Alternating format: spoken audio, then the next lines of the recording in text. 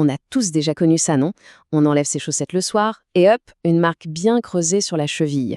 Ou alors on appuie sur sa jambe, et on voit cette petite fossette qui met un peu de temps à disparaître.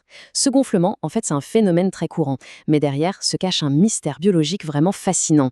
Allez, on plonge dedans pour comprendre ce que notre corps essaie de nous dire. Eh bien, cette empreinte, cette fameuse fossette qu'on peut laisser avec le doigt, c'est notre tout premier indice. Parce qu'attention, ce n'est pas juste un truc de surface, un simple problème de peau. Non, non. C'est le symptôme visible d'un déséquilibre de nos liquides internes. Un déséquilibre qui se produit bien plus en profondeur, au cœur de nos tissus. C'est la question essentielle. Et pour y répondre, il va falloir faire un zoom. On va devoir passer de ce qu'on peut voir et toucher à un monde qui est, lui, complètement invisible à l'œil nu. Le monde de nos cellules et des liquides qui les entourent.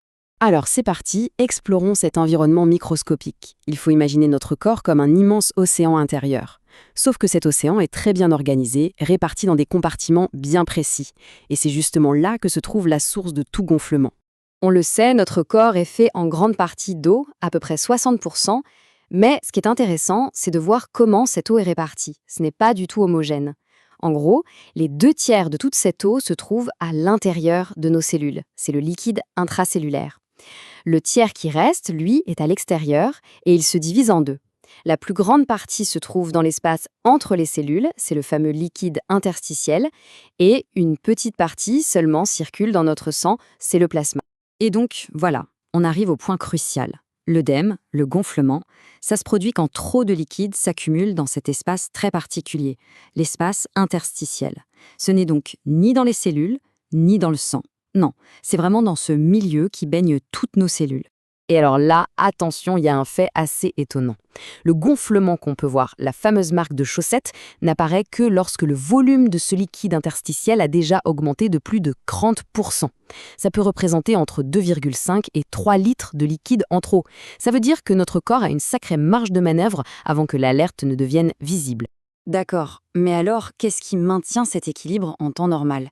En fait, tout est une question de force. Il faut s'imaginer une sorte de balai invisible, une danse constante qui se joue au niveau de nos plus petits vaisseaux sanguins. C'est vraiment ça le cœur de l'explication.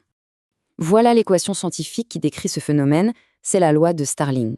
Bon, ça peut paraître un peu intimidant comme ça, mais pas de panique.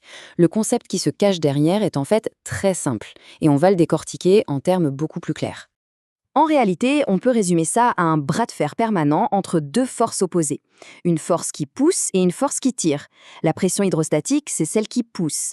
Pensez à la pression de l'eau dans un tuyau d'arrosage. Elle cherche à faire sortir le liquide des vaisseaux. Et de l'autre côté, il y a la pression oncotique.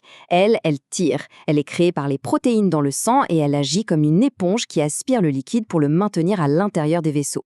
Quand tout fonctionne bien dans un capillaire sain, ce processus est parfaitement huilé. Au début du vaisseau, la force qui pousse est plus forte, donc un peu de liquide s'échappe pour aller nourrir les cellules.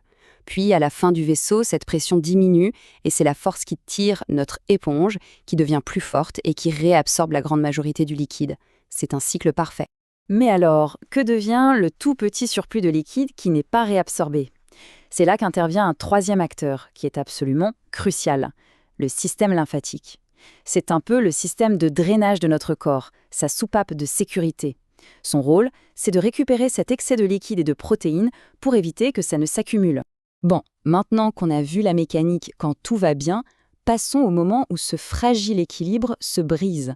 C'est là qu'on va enfin résoudre le mystère de l'œdème. Qu'est-ce qui peut bien dérégler une machine aussi précise? Regardez ce schéma. Le contraste avec l'équilibre parfait est flagrant. Ici, soit la force qui pousse est trop forte, soit celle qui tire est trop faible, ou les deux à la fois. Le résultat, c'est que beaucoup plus de liquide sort qu'il n'en rentre. Le système lymphatique, notre soupape de sécurité, est complètement dépassé. Le liquide s'accumule, et voilà, c'est l'œdème. On peut donc regrouper les causes en 4 grands mécanismes. Soit on a trop de poussée, par exemple lors d'un problème cardiaque. Soit on n'a pas assez de traction, souvent par manque de protéines. Troisième possibilité, les vaisseaux eux-mêmes deviennent trop perméables, comme des tuyaux qui fuient en cas d'inflammation. Et enfin, le système de drainage, les fameux drains lymphatiques, est bouché. Allons encore un peu plus loin. Ces problèmes locaux sont souvent la conséquence de dérèglements à l'échelle de tout l'organisme.